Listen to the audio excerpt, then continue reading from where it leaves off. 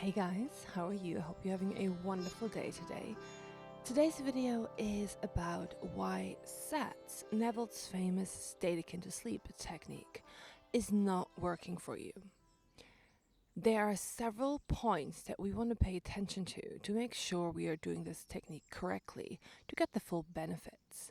Before I dive in, please subscribe to my channel if you want to support it. Click on the bell icon, click on the like button, and also please leave a comment if you are feeling chatty or you have any questions about this content. So, Neville's technique is very famous in manifesting circles. This is the original technique that he used to manifest everything he basically got, which is notably a free passage to Barbados first class. He got himself out of the army by imagining that he was back at home in New York. And he also used this technique to manifest his wife and being let go of by his ex-partner. So there's a vast variety of scenarios where you can apply this to, and it's basically anything you want. Now, I frequently see people on the internet, such as Reddit, talking about that this technique is not working for them. They can't get the hang of it. They've been doing it for this many months and they're not seeing the results. Now, I would like to give some advice on what, if this is you, what you could be improving on. And I know this because I also had the experience of doing the technique for months and months on end with no results. But I also had the experience of doing this technique once and having my manifestation appear the very next day. So, what is the difference? Why did this work on one occasion and not the other? And I want to go into detail about this so you can really understand what is required in order for us to obtain the result that we want. So I'm going to start off by going into the very basics of consciousness. According to Neville, consciousness is the only reality, meaning that what I'm experiencing right now, which is a beautiful golf court, and trees and animals and things like that, everything that I'm experiencing, I am experiencing through my consciousness. Now that's very obvious, but what does this actually mean for our manifesting practice? The very important aspect we have to consider is that consciousness always exists in the now. So I am conscious of the future, of the past, but where I am conscious of that is now. That is crucial because if consciousness is presence, then that is something that we have to express in our imaginal act. And I'm going to get into the imaginal act a little bit later. But for now, just remember this fact. Consciousness always exists in the present moment. So what I'm experiencing has a sense of reality and immediacy. That is essentially what reality is. It is the experience of the present moment. Now, Neville instructs to make our future dream a present fact. When you read this initially, it seems like, yeah, that is so obvious. Like, I desire something in the future, so I'm thinking about it right now, and that will bring it about. Well, that is incorrect, because that is not what he means. And it is so easy as well to misunderstand this because it's not very clear. And also, these teachings become more and more clear with practice. So the more you test and apply the law, the more you gain an understanding of Neville's lectures and books, because you're like, yeah, I've experienced that. That is the truth. Okay, so making the future dream a present fact. What does this look like? And what does it not look like? Neville says we should construct a scene that implies the fulfillment of our desire. He also says we can use a lullaby such as, "Isn't it wonderful? Everything's working out for me. I finally have it," and so on. He also says we can imagine that we're hearing someone saying something that confirms the fulfillment of our desire, which, for example, would be congratulations. Well done. You deserve it. So, as you can see, there are different ways to enter the desired reality. Now, I like to refer to these different methods as anchors. This is the thing that we're going to pull out when we're just before sleep. And that thing will pull us into this reality that we want to find ourselves in.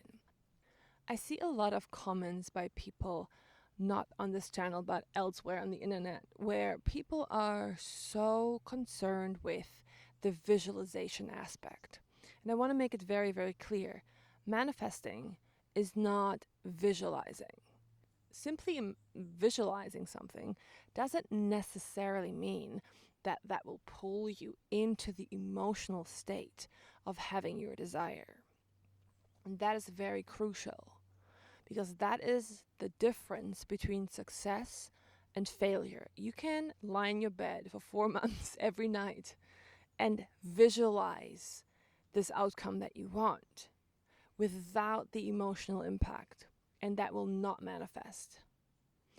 However, you can also spend one night really deeply immersing yourself in this state of I have it, and it will manifest the next day, 2 weeks later, a month later. And here's how you can tell the difference. So first of all, when we construct this experience, we want to stop thinking about it in terms of, oh, I'm going to construct a scene. I know Neville says that is his phrasing, construct a scene that implies the fulfillment of your desire. The problem with this is that people tend to, myself included, go to a scenario that is pre-scripted, right? We have these ideas in culture about what we should be thinking, what we should be feeling, what we should be doing, what other people should be doing. However, in real life, that is often not what happens. In real life, things are ordinary, things are random, things are not glamorous, they are just real. And we have real responses to our world, and often they're messy and complicated, and they're not like a story or a movie. So that is why these constructed scenarios, they feel constructed, they feel like a play, and the sense of reality isn't there. I want to invite you to think about your desire. Just think about it. Just think, what do I want? And then I want you to say to yourself, I am this person now that has X, Y, and Z. Now, like in this moment, right now. And now I want you to notice that there's a small shift in your identity. I want you to take on the identity of the person that has, I'm just going to use a very basic example, the person who has a specific handbag. Maybe this handbag is out of your range of financial freedom right now, but you really want to have it, and now you have it. How do you feel? You have this handbag on your arm right now. How does it feel? It's not a big change, is it? It's not a big, wow, oh my God, I have the handbag. It's more a subtle adjustment to your experience. Now you're someone with a handbag. Great. You're no longer desiring the handbag because it's right next to you. You have it on your arm. And it looks really nice. And you feel like, maybe you feel more affluent. Maybe you feel more fashionable, important. These are all things that are associated with it. But how does it feel? So you have it on your arm. How does this experience feel? How does it physically feel to have this to hold this handbag? How does it feel in your hands? It's yours. There's a certain feeling to ownership that is distinct from just holding a bag in a shop. You own it. How does that feel? And I want you to just consider these things. And as you consider them, you will automatically get an idea of a certain feeling, a certain image, or maybe even a certain sound or smell. Sometimes when we get a new item, it has a fresh smell to it. It's just straight from the factory. You automatically and naturally will get these impressions from the new reality that you're desiring to enter. And then you can use those as an anchor to pull you into that reality. So my approach is to not construct a scene that you think will happen based on a movie you've watched or a story you've read or what culture thinks is the norm, but to kind of let it happen organically by really feeling yourself into this state, by being inquisitive and exploring this new reality. And I know I used a very basic example, but for example, if you now had a completely different job, or you have a completely new career, you live in a new area, or you have made a significant jump in your career to a more senior position, or if you're running a business, now your sales are up by 100%, 400%. That is something that you really want to spend time considering. How would it feel? Using this method I just outlined, simply say to yourself, I want this, okay, I have it now, I am it now. The gist of it is you will end up with this kind of basket of anchors, and then you can pull these out, and they should trigger you to jump back into the reality you've just explored. Good things are also, as Neville said, phrases and affirmations, so you can say to yourself, oh, it's finally working out, I finally have this now, I'm finally successful. I'm finally in an amazing relationship. I finally have the job I desire. Yes, it's finally worked out for me. I am a success. I am loved. I am whatever it is that you desire to be. These are great things to pull you into the state. Or you can hear someone saying something. For example, congratulations on your new role. Congratulations on the house. Congratulations on the engagement. Wow. You can hear people say this, and it should bring you into your desired reality. However, bear in mind, it has to be natural to you. So now, just to recap what we've just said, consciousness is the only reality and is only experienced in the now. Reality is always experienced right now. So now to bring it into SATS, we want to pull up our anchor and experience this reality as if it's happening right now. And this is the true skill that we want to learn to master. I think if you're a meditator, you might find this easier, because in meditation, what you learn is to become present. So you're literally just anchored in the now. And this is the kind of state that we need for SATS to work. And there's a couple of tricks that you can do that I've used to practice this. So we want to immerse ourselves in this experience, not like it's a movie, even from our point of view, not like it's something we desire, but as if we're actually experiencing it literally right now.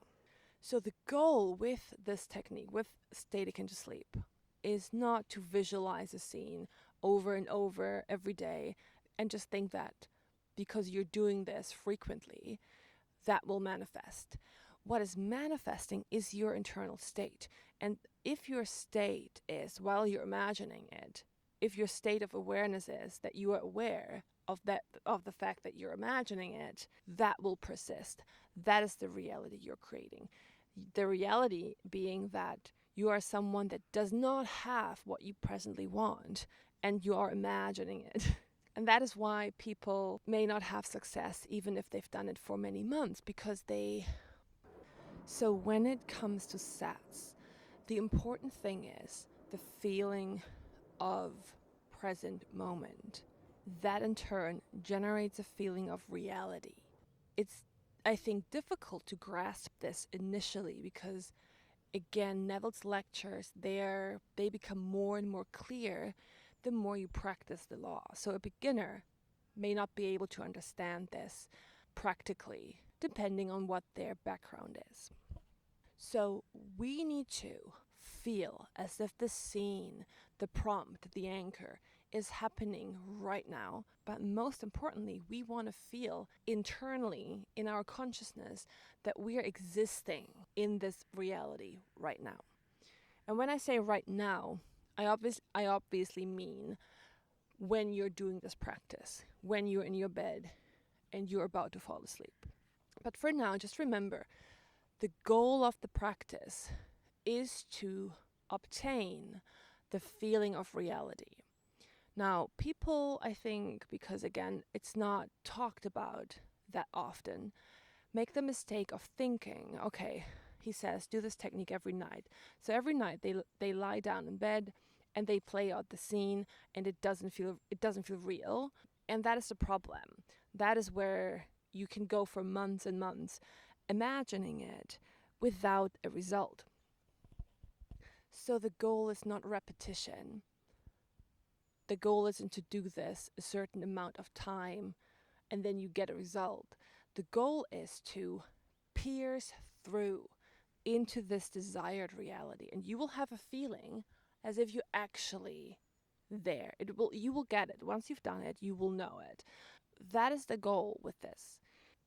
His intention wasn't for us to just mindlessly repeat the scene every night and think that magically it will manifest. There's a clear goal, the goal being to obtain the feeling of reality, to feel like, yes, it is happening to me right now. I am experiencing this right now. I'm in this place right now. So, how do we actually do this? Because anyone who's lied down to imagine things, there's always this lingering awareness that we're just imagining this. This isn't real. So that is the thing that we need to suspend. And that is only possible in a drowsy state, in a dream-like state. Because in a dream, things seem very real, and we are completely unaware of the fact that we're dreaming. So that is why Neville recommended to play out your anchor in a drowsy, dream-like state, a state akin to sleep.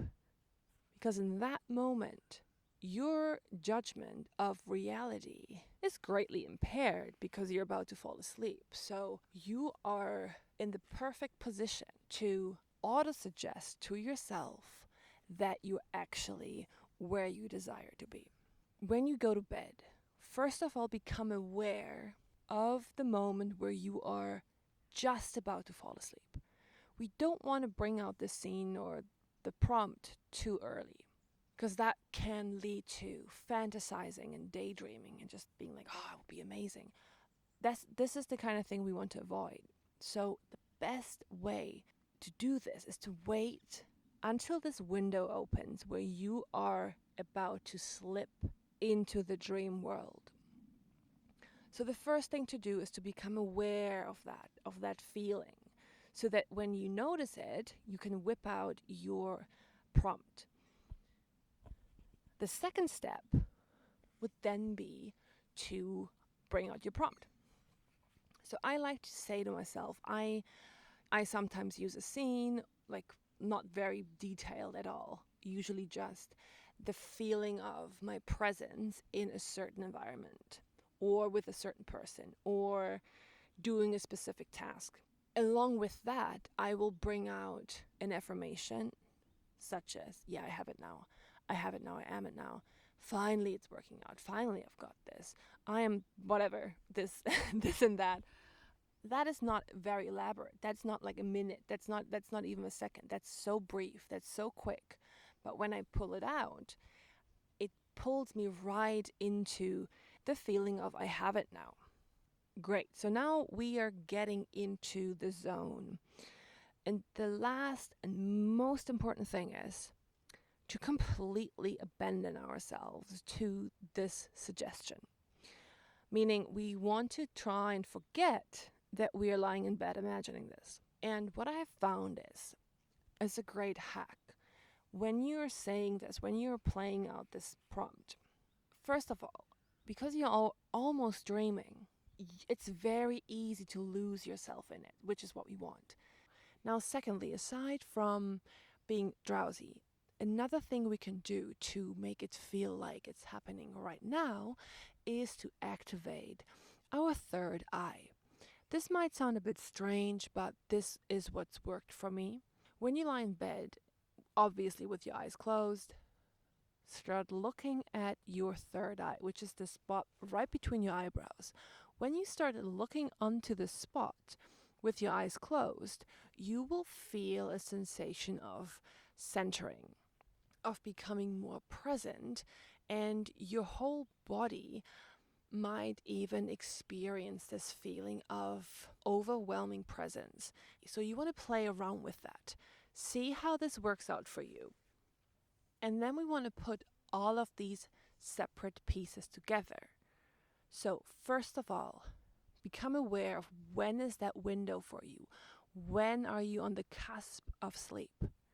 When you've maybe done this a couple of times throughout a week, you've observed yourself and you take note of, this is the sensation I'm having when I'm about to fall asleep. Cool. Now that you know this, you want to whip out your anchor, your prompt, your scene, your phrase, and say it to yourself or experience it, feel yourself into it, and start experiencing this with your body. We want to get into the habit of just the pure experience of it, not intellectualizing it. And then simultaneously conjure up the sensation of present tense. It's happening now. I am in this now. I'm experiencing it right now. And then you can look at your third eye as well to intensify this sensation. When you get there, hold it in your body. Feel, where is the sensation? Where in my body am I experiencing this sensation of present tense, of nowness, of I am in it now, I have it now, I am it now. When you feel this, just gently put your awareness on your body where you're experiencing this feeling and drift off to sleep. You want to make this the last sensation you have before you drift off to sleep, because then you're sleeping in that feeling. And this is what Neville was all about. He was all about sleeping in the state of the wish fulfilled. And I think what's helpful is to really practice it and take note of, okay, I've done this on this occasion, it didn't work, but I've done that on that occasion and it did work. So, compare your experiences, take notes, and practice. Don't be a hero of the word, only be a doer. That is what Neville preached, and it is so true. So I hope this was helpful, guys. If you've got any questions, please leave them down below. I'm happy to get back to you guys, and I wish you a wonderful day. See you in the next video. Bye-bye.